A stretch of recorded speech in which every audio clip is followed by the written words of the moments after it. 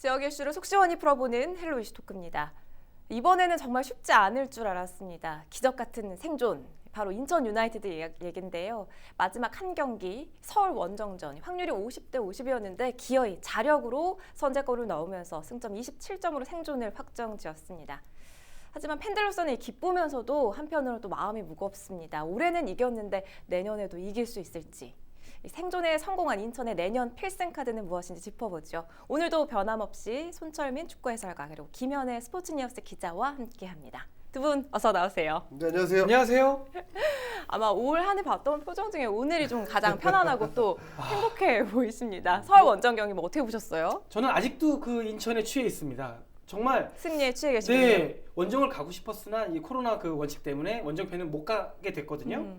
그래서 이제 지인들하고 정말 그 코로나 수칙 잘 지켜가면서 방역 수칙 잘 지켜가면서 봤는데 눈물바다였습니다. 아우. 이게 너무 좋은 것이 또 기쁨의 눈물이라 네. 막 얼싸안고 그래서 저는 아직도 어제 같아요. 김 기자는 직관 가셨잖아요. 경기 어떻게 네, 보셨어요? 제가 현장에서 취재를 했는데 사실은 뭐 좀 인천으로서는 기쁜 이야기를 좀 많이 해야 되겠지만 일단은 경기장 자체는 굉장히 좀 차분한 분위기였어요. 네. 뭐 안 좋은 소식이 좀 전해지면서 서울의 김남춘 선수가 이제 세상을 떠나게 되면서 좀 추모하는 분위기가 있었고 그리고 인천의 원정 팬들이 경기장에 입장을 할 수 없는 그런 상황이었기 네. 때문에 좀 경기가 끝나고 나서도 선수들이 함께 뭐 기뻐하는 좀 그런 세레모니를 하지 못했던 부분은 굉장히 아쉽게도 남을 것 같은데 경기 내용 자체는 굉장히 박진감이 네. 넘쳤습니다. 예. 인천이 선취골을 아길라르 선수가 기록하고 나서부터 굉장히 후반 들어서 뭐 수비적인 전술을 굉장히 많이 썼어요. 뭐 마하디 선수도 투입하고 그다음에 이제 무고사 빼고 김대중을 투입하면서 어떻게 보면 약간 좀 이렇게 잠그는 모습이었거든요. 근데 너무 일찍 잠그는 거 아닌가. 이러다가 굉장히 잘 경기가 안 풀리는 경우들이 꽤 축구에는 많았는데 너무 좀 일찍 그런 의도를 보여줬던 거 아닌가라고 봐서 좀 불안하기도 했었지만 결국은 이 한 골을 잘 지켜내면서 결국은 생존의 기쁨을 맛봤습니다. 네, 안타까운 소식을 잠깐 언급해 주셨는데 그 소식이 전해지면서 K리그 인천 경기 외에도 다른 경기에서도 이 세레머니 좀 자제하는 그런 분위기였죠. 인천의 경우 2013년 그러니까 승강제가 도입된 이후 한 번도 강등된 적이 없는데 이렇게까지 정말 힘들게 잔류했던 기억이 있었나 싶기도 합니다. 어떤 분은요 또 2016년 잔류 기적을 뛰어넘는 드라마였다 이렇게 평하기도 하던데 손 해설 어떻게 동의하세요? 그러니까 만약에 그 경우의 수 우리가 제일 따지기 싫은 그 산수적인 얘기를 하면 올해가 더 힘들었던 게 맞습니다. 네. 왜냐하면 2016년도에는 지더라도 또 승강 플레이오프 두 경기를 할 수 있는 여지가 있었기 때문에 기회가 더 있었던 거죠. 좀 마음이 솔직히 좀 편했어요. 왜냐면 그래서 이부 리그랑 붙으면 좀 우리가 되지 않겠어라는 생각이 있었기 때문에 조금 편한 게 있었습니다. 그러나 지금 2020년에 인천은 이 코로나 사태로 인해서 경기 수도 줄어버리고 또 상주 사태로 인해서 아예 그냥 12팀만 떨어진다라는 그게 있었기 때문에 인천은 반드시 11위를 사수해야 되는 입장이었어요. 그런데 지난 부산전 전까지는 부산전 못 이기면 떨어진다. 서울전 못 이기면 떨어진다. 아마 2016년보다 마음 졸이는 그런 것 팬들이 정말 보기 싫은 상황은 2020년이 더 크지 않았나 생각이 됩니다. 더 심장 쫄깃한 올 시즌이었다라는 평이셨어요. 두 분 모두 우리가 올해 그 시즌을 평가하면서 쉽게 그 인천의 손을 들어주지 않았었어요. 근데 마지막 경기 정말 경기력으로 인천이 스스로를 입증했다 이런 분석도 나오고 있어요. 이번에 그 서울전 승리 요인을 한번 분석해 봐야 할 텐데 어떻게 인천이 잘 싸운 거예요? 뭐 아니면 서울이 좀 못했나요? 일단 서울 선수들도 좀 좋지 않은 소식 때문에 집중력을 좀 발휘하지 못하는 모습들도 있었고 굉장히 인천이 동기부여가 잘 됐던 경기였습니다. 네. 수비적으로도 굉장히 안정감을 잘 보여줬는데 특히나 이제 인천이 올 시즌에 초반에 8연패했나요? 9연패했나요? 예, 그래서 정말 못 이기면서 사실은 올 시즌은 힘들다라는 이야기를 했었는데 최근 들어서 수비진이 굉장히 좀 안정화가 됐었고 특히나 이 서울과의 경기에서는 특히나 무실점을 하면서 수비를 잘 이끌었거든요. 그런 부분에 있어서 굉장히 좀 잘 된 부분이 있고 조성환 감독이 굉장히 교체 카드를 빠르게 좀 선택을 했거든요. 그 부분들이 결국은 결과론적인 얘기지만 굉장히 잘 풀렸다라는 네. 좀 말씀을 드리고 싶습니다. 손 해설 어떻게 서울전은 칭찬을 좀 해줄 수가 있을까요? 아닙니다. 저는 끝까지 한번 좀 회초리를 들고 싶은 게 뭐냐면 네, 어떤 게 물론- 아쉬우셨어요? 물론 서울 선수들의 집중력이 정상은 아니었습니다. 그러나 아길라의 집중력은 100%를 발휘했어요. 그 왼발 슛은 정말 말도 안 되는 각도였거든요. 그러나 저는 인천의 미래를 위해서 얘기한다면 무고사는 아주 회초리 좀 4대 정도 맞아야 돼요. 무고사가 날린 기회가 단독적으로 한 제가 봤을 때 3개에서 4개거든요. 그러니까 그날 인천은 무고사가 그 3개, 4개 중에서 2개만 넣어줬어도 제가 아마 정말 100% 잘했다 할 건데 무고사 빼고 나머지 선수 잘했다 이렇게 좀 무고사를 회초리를 때리고 싶습니다. 그러니까 다음 시즌을 위해서 좀 분발을 해야 한다는 점도 지적을 해주셨는데 이번 서울전 수훈과 누구라고 보는지 역시 뭐 골을 넣은 아길라를 꼽을 수 있을까요? 네, 저는 아길라를 꼽고 싶어요. 아길라르 선수가 사실은 저 그 장면, 득점 장면은 의도하지 않은 장면이 아닐까라고 좀 생각이 드는데, 왜냐하면 골키퍼가 역동작이 걸리면서 그 사이로 이제 사각인 상황에서 골이 들어갔거든요. 네. 과연 저게 정말 슈팅이었나 싶은 생각이 들기도 하지만 사실 뭐 결과론적인 얘기 아닙니까? 그래서 이날 경기에서 가장 중요한 골을 뽑아낸 아길라르 선수를 저는 수훈 선수로 꼽고 싶습니다. 이번에는 그럼 아길라르를 제외한 수훈과 뽑아보죠. 저도 아길라를 뽑아야 되는데 또 제외해야 되니까 네네. 그러면 말이죠. 일단 뭐 서울의 그 소식은 그 소식대로 차치하고 어쨌든 적으로 만난 상태입니다. 그렇죠. 전 양한빈 선수가 서울 골키퍼인 양한빈 선수가 수훈갑입니다. 그날 판단이 네. 조금 애매했어요. 네. 아길라르가 돌파했을 때 이게 위치 선정이 조금 애매했기 때문에 각도가 크게 벌려졌고 더군다나 마지막에 김도혁 선수와의 물리적 충돌이었나요? 네.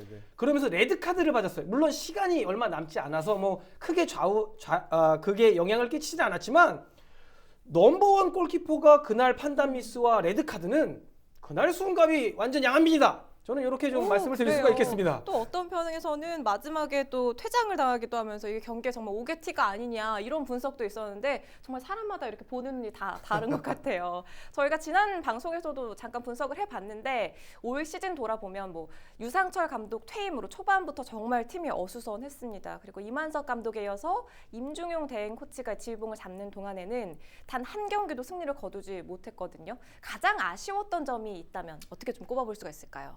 요 시나리오가 내년에도 반복될까봐 겁난다라는 거. 그러니까 지금 벌써 이 시나리오는 몇 번째 지금 똑같아요. 맞아요. 감독이 처음에 왔다가 못하면 경질했다가 감독 대행으로 반짝 승부를 보고 소방수가 긴급 투입되고 제가 기억하기만 해도 벌써 3시즌, 맞아요. 4시즌 그러니까 때입니다. 초반에 부진하고 후반에 살아남는 이 생존왕 드라마죠. 물론 조성환 감독은 지금 경기 외적으로도 지금 칭송을 받고 있고 좋은 감독이다라는 설이 있기 때문에 내년에도 좀 이런 일이 반복됐을 땐 지켜볼 거는 같아요. 그러나 이건 뭐냐면 인천이 이렇게 내용을 겪으면서도 면역력이 안 생겼다라는 부분이에요.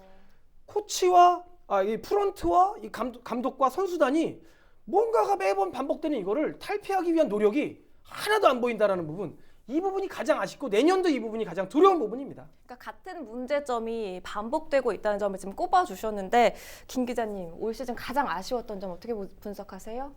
일단 인천이 매번 지금 말씀하신 것처럼 전반기에 안 좋았다고 후반기에 어떻게 되면서 살아남고 이런 패턴들이 있는데 그러면서 늘 여름 이적 시장에 뭔가 보강을 잘했어요. 네네. 그래서 그 보강 임대로 온 선수들이 맹활약을 해줬던 그런 경우들이 많이 있었는데 올 시즌 여름 이적 시장에는 아길라르는 물론 잘 데려왔죠. 그런데 저는 구스타보 선수가 그래도 꽤 어느 정도 해줄 줄 알았어요. 뭐 득점과 도움까지는 아니더라도 팀의 활력을 불어넣어주는 이런 정도 역할을 기대를 했는데 전혀 되지 않았습니다. 그래서 이번의 생존은 지난번과는 다르게 뭔가 뭐 다른 팀들이 약간 좀 더 흔들려가지고 좀 떨어졌던 그런 상황이라고 보거든요. 사실은 인천이 뭐 막판에 뭐 잘하긴 했지만 이렇게 뭐 여름 이적 시장에 데려온 선수들의 활약이 그렇게 눈에 띄진 않았습니다. 사실은 조성환 감독의 어떻게 보면 그 지도력으로 조성환 감독이 13경기에서 7승을 했습니다. 예. 부임 후 모두 승을 네, 가져갔죠. 그렇죠. 그 전까지 정말 한 번 이기도 어려웠던 팀이었는데 그 팀을 바꿔놓은 부분은 정말 박수를 받아 마땅하지만 후반기에 이렇게 선수를 영입을 해서 활용하지 못한 부분은 지금까지 인천과의 모습과는 좀 달랐다, 좀 아쉬웠다라고 말을 하고 싶습니다. 잠깐 얘기를 해주셨지만 정말 조성환 감독이 부임한 이후 8월 이후에 인천이 달라졌습니다. 그야말로 조성환 매직이다 이런 말까지 나오는데 조성환 감독의 뭐가 좀 주요했다 이렇게 분석을 해볼 수가 있을까요? 그러니까 조 감독이 들어온 이후에 뭐가 좀 달라졌어요? 일단 그냥 팬의 입장에서 얘기하면 경기 보는 맛이 달라졌다라고 말씀을 드릴 수가 있어요. 승패를 떠나서 그러니까 예전에 인천 축구는 그냥 공만 봤었어요. 그냥 어디 공이 들어갔나? 저 앞에 있나? 근데 조성환 감독이 오고 나서는 야, 공이 없는 지역, 공이 없는 지역에서 선수들이 움직이고 뭐 누가 올라갔다가 내려가고 이 선수가 공격수로 들어왔다가 수비로 전환되고 이게 너무 많이 보였다라는 거예요. 그러니까 팬들이 특히 올드 팬들이 보시기에 경기 보는 맛이 너무 났을 거예요. 왜냐면 교체 들어간 선수가 시기적절하게 그 위치에서 제대로 해주고 그 선수가 또 해결을 해주고 야 요런 조성환의 매직이 경기 보는 맛 자체를 확 바꿔놨다. 이렇게 네. 말씀드릴 수가 있을 것 같습니다. 8월 7일에 조성환 감독이 부임한 이후에 뭐 하나씩 정말 차근차근 바꿔 나갔는데 좀 어떤 이전과 어떤 차이점이 있는지 좀 분석을 해주세요. 조성환 감독이 처음에 인천 감독으로 부임을 하면서 조건이 딱 하나 있었다고 그래요. 그게 뭐냐면은 내가 함께할 수 있는 수석 코치를 좀 영입할 수 있게끔 해달라. 팀을 꾸렸군요. 네, 그렇죠. 그러면서 했던 말이 나는 전술적으로 완벽하지 않기 때문에 전술에 대해서는 나보다 더 훌륭한 그런 코치를 모셔와야 그래서 한다라고 도움을 이야기를 받겠다. 했고 이제 강릉시청에 있던 최영근 코치를 데리고 왔는데 네. 결국은 저는 그런 것 같아요. 보통 감독은 본인이 다 하려고 합니다.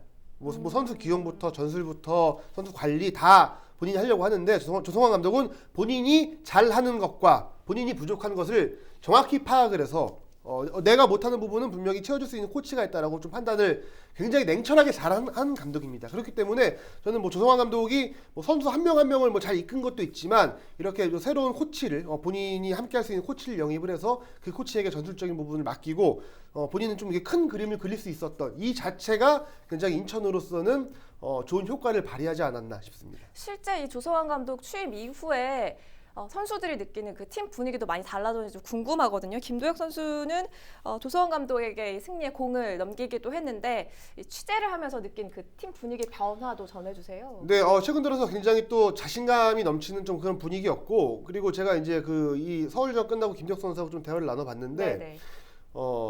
자기도 사실은 조성환 감독 오기 전에는 올해는 힘들 거다라고 생각을 했대요. 네. 근데 조성환 감독이 오면서 하나하나 바뀌는 모습을 보고 우리 올해도 되겠네라는 생각을 했다고 합니다. 예. 그런 걸 보면은 확실히 이제 조성환 감독이 이 선수들한테 좀 자신감을 많이 좀 심어줬던 그런 부분이 꽤 컸던 것 같습니다.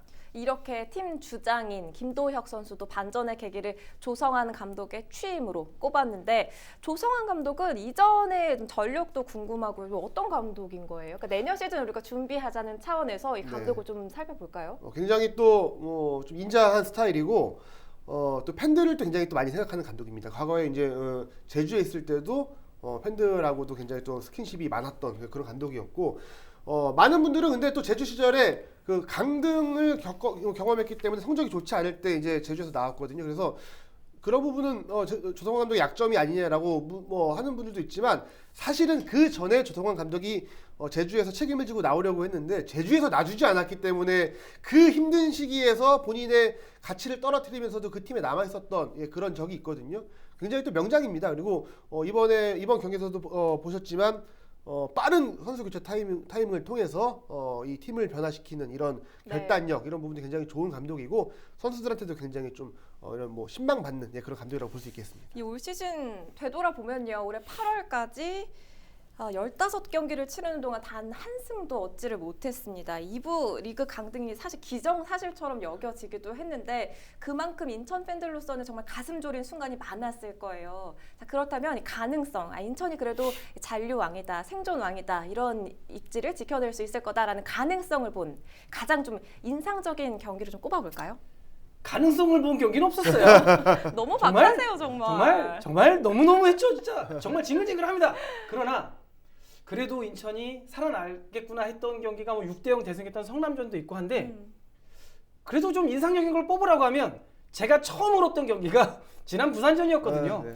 그전 6대0 대승도 한방 웃음을 지었었는데 부산전 이 두 번째 골은 너무 감동스러웠달까요? 왜냐면 제가 말씀드렸지만 정동균 선수의 그 역전 결승골은 제가 그 전에 정동균 선수를 굉장히 욕을 했거든요. 실수를 너무 많이 해가지고 그래서 정말 감사함의 눈물, 감동의 눈물이 났던 부산전이 저는 그래도 가장 인상 깊지 않았나 꼽아보고 싶습니다. 부산전 꼽아주셨는데 김 기자는 어떻게 꼽아보시겠어요? 제가 뽑으려고 그랬습니다. 부산전. 역시 동일한. 왜냐면 부산전이 정말 그 반전의 계기가 됐죠. 왜냐면 사실은 이제 부산 입장에서 놓고 봤을 때도 부산은 마지막 두 경기에서 승점 1점만 따면 잔류였거든요. 그런데 이 인천을 상대로 해서 이기고 있다가 정신 차려 보니까 1분 사이에 지금 뭐 정동영 선수의 두 번째 골 장면도 나오고 있는데 1분 사이에 두 골이 들어가면서 경기가 뒤집혔고 부산 입장에서는 마지막 경기에서도 앞서고 있다가 두 골을 내주면서 경기가 또 뒤집혔습니다. 그래서 부산에게는 굉장히 꼬였던 경기였고 사실은 이 경기에서 인천이 패하면 바로 강등이 확정되는 거였습니다. 그런데 이 경기를 1분 사이에 두 골을 기록하면서 뒤집었다는 거는 이거는 인천 올해도 되는구나라는 거를 확실히 보여줬던 그런 명승부였습니다. 네. 자, 그런데 또 마냥 기뻐할 수만은 없습니다. 이제 내년 2021년 시즌이 문제예요. 김도혁 주장의 말처럼 잔류왕이라는 타이틀을 떼내고 싶은 게 모든 팬들의 바람일 텐데 사실 매년 벗어나겠다고 해왔지만 늘 벗어나지를 못하고 있습니다. 정말 내년에는 이제 벗어나야 할 텐데 그렇다면 앞으로가 중요하겠죠. 해법을 좀 짚어봐야겠어요. 그렇습니다. 일단 제가 늘 말하는 이 감독, 선수단, 프런트 철학이 좀 있어야 되는 거예요. 그러니까 목표 설정이라는 걸 할 때 일단 K리그가 예전에는 지금은 좀 덜하지만 예전엔 그 12개 구단 감독들이 미디어 데이 때 나오면 그랬습니다. 우승을 목표로 하겠습니다. 아니 12개 구단이 다 우승 목표하면 꼴등은 누가 합니까? 근데 그거예요. 인천도 우승을 목표로 하겠다라는 막연한 목표보다는 저는 7, 8위, 8, 9위라는 정말 가시적인 제대로 된 목표를 설정하면 몇 승, 몇 무, 몇 패가 아마 나올 산술적인 숫자가 나올 것 같아요. 이렇게 좀 인천이 지향할 만한 철학을 갖고 목표를 세우고 그러다 보면 그 안에서 얘들아 그럼 우리가 이동 거리를 어떻게 줄일까? 훈련 거리를 어떻게 줄일까? 너네들의 생활은 어떻게 할까? 라는 것들이 차근차근 한 단계씩 나오지 않을까 싶어요. 그러니까 지금 당장 클럽하우스를 구축해서 뭐 완전히 축구에 올인하는 걸 기대할 수는 없습니다. 그만큼 돈이 많이 들기 때문이죠. 그렇죠. 그러면 일단 8, 9위니까 뭐 전반기에 몇 승이거든? 그러면 너네들의 훈련 루트는 이렇게 짜보자라는 스텝 바이 스텝이 인천에서 분명히 스스로 나올 거라고 봐요. 그러니까 내년 시즌이 딱 시작하면 인천의 내년 목표를 확실히 그러나 우승이 아닌 제가 좋아하는 현실적인. 7, 8위, 8, 9위로 딱 설정을 하면 아마 되지 않을까라고 그냥 조금 바보 같은 생각을 해봤습니다. 현실적인 목표 설정 내지는 인천만의 뭐 철학을 수립해보는 게 중요하다라는 부분 짚어주셨는데 사실은 시민 구단으로서도 한계도 많잖아요. 이런 상황에서 좀 어떤 전략이 필요하다고 보세요? 결국은 시에서의 투자죠. 예, 왜냐하면 투자를 하지 않는 구단이 성적을 내는 경우는 없습니다. 예, 제가 그 서울과 인천전 다음 날 전주를 갔다 왔거든요. 이제 그 전북현대가 우승하는 그 현장을 취재를 하러 갔는데 전북을 보면서 느꼈습니다. 아, 이렇게 투자를 해야 성적이 나오는구나라고 느껴졌는데 그만큼 결국은 시나 아니면 뭐 구단을 위해서 스폰서들이 얼마큼 투자를 하느냐에 따라서 결과가 달라질 수 있습니다. 그리고 그런 투자를 통해서 결국은 좀 좋은 선수들을 좀 보강을 시즌 초반부터 해야 될 것 같아요. 네. 늘 여름 이적 시장에 급한 마음에 임대로 새로운 선수를 데리고 오는 것보다는 그래도 조금 함께 성적을 낼 수 있는 좋은 선수들을 좀 골라내야 되지 않을까 싶습니다.